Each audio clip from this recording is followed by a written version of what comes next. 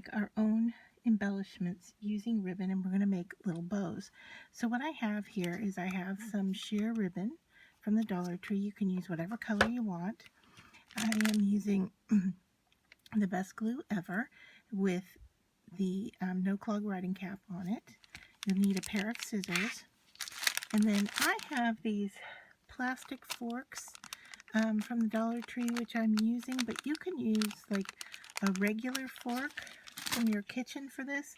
But what I've done is I've taken those forks and then with a little bit of duct tape, I have taped them together in the distance that I want my bows to be. So my bows are going to be quite small, and I'm using this as my tool. So the next step is to take your ribbon, and I've cut off a piece that's about 8 inches long. I don't measure, I just kind of eyeball my length and cut it off, and there's going to be excess that I'm going to cut off from this. But this seems to be a good working length for me. If you want to measure, it's 8 inches is what I'm using, but it's entirely up to you. So then we take our tool, and you're going to put the tail in between the two sides, and then we're going to weave around both sides, and those are our sides of our bow. Okay, now what I'm holding here is the tail, and this is going to be the back of our bow. So I'm going to take that long tail, I'm going to go down below and pull through. All right, and then holding on to the tail still, I'm going to place my finger there and go over my finger and then come through the bottom again. All right, and the reason I have my finger there is I'm just leaving that open enough for me to be able to stick this tail underneath that loop that I was holding open with my finger. Okay, takes a little finesse. You're basically just tying a knot. Okay, now you still want to hold everything in place and just pull on that one tail. Okay, and we're just going to keep pulling on it tight until we like what we have. Now what I want to do here is I'm probably going to move these tails to the back because I like the look of this loop right here. All right, now don't worry about the sides of your bows too much right now. You can pull them open if you want, but they can still be adjusted. So I'm going to hold on to that center piece and pull this tail really taut. Okay, that's what's going to hold our bow together in place. So you can see how small that knot is. All right, now we're going to slide the whole thing off. You can adjust your bow sides now. You can, by pulling on one side, it's going to adjust the other side. Okay, so you want to make them equal. This tail will also control the bows. This tail that we tied the knot with does not. So let me show you what I mean here. I'm going to hold on to that long tail, and if I pull this one, it changes the size of this. But if I pull this whole thing here, it changes the side over here. So you have the ability to adjust your bow however you would like it to look. Okay, so once I have that in place how I want it, I'm going to pull that tail one more time, really nice and taut. I'm going to flip it over, and then I'm going to cut these ends off. So I'm going to hold on to the bow with my fingers, leaving the tails sticking up. And I'm going to cut really close to the knot, but not into the knot. So you can see that I have a little bit of fringe left here and there, and I'm going to hold that open because what I'm going to do here is put my glue right into that knot space there. So I'm just going to open up my glue, and I'm going to go right into that little area right there and just put ever so small amount of glue. Okay, right there where everything meets.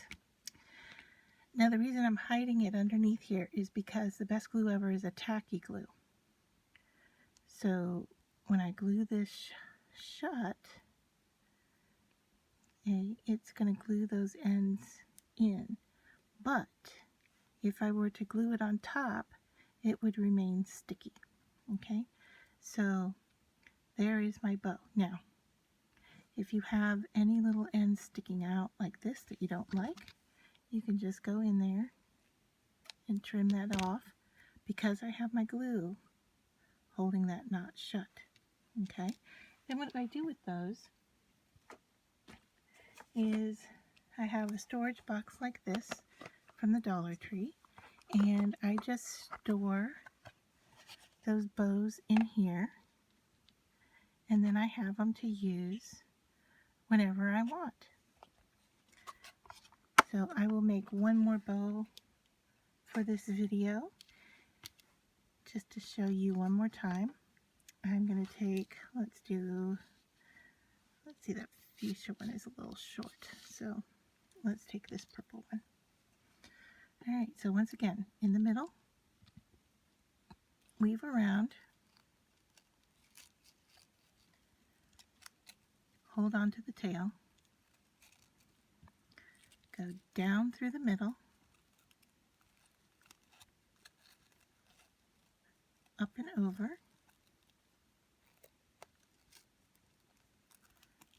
back through that center piece again, leaving this loop open so that you can pull the tail through. Now we want to pull the tail away from the other tail, okay? So I'm going to take this and tuck it in here.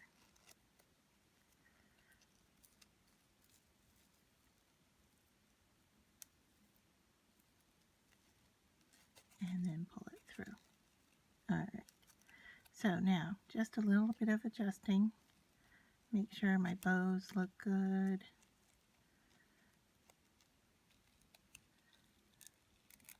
I'm just going to open the sides up a little bit. Then I'm going to take the long tail, holding on to the short tail, holding on to this whole piece, and pull tight. Okay? And then I'm going to take this off and just adjust everything. Decide which side I want to use.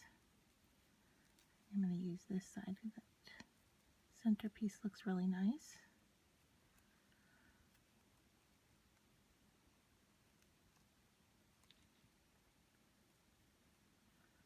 Okay, I'm going to hold on to everything. Pull that center, that long tail really tight.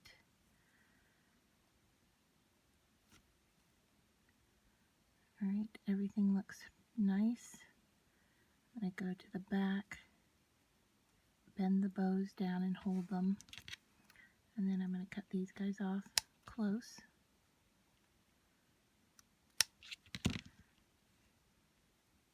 And then with the glue, I'm going to go into that seam,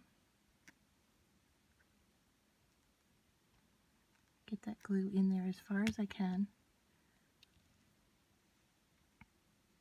open up the bow, and push that glue down nice and tight. It's tacky. It only takes a few seconds for it to kind of get tacky and stay in there.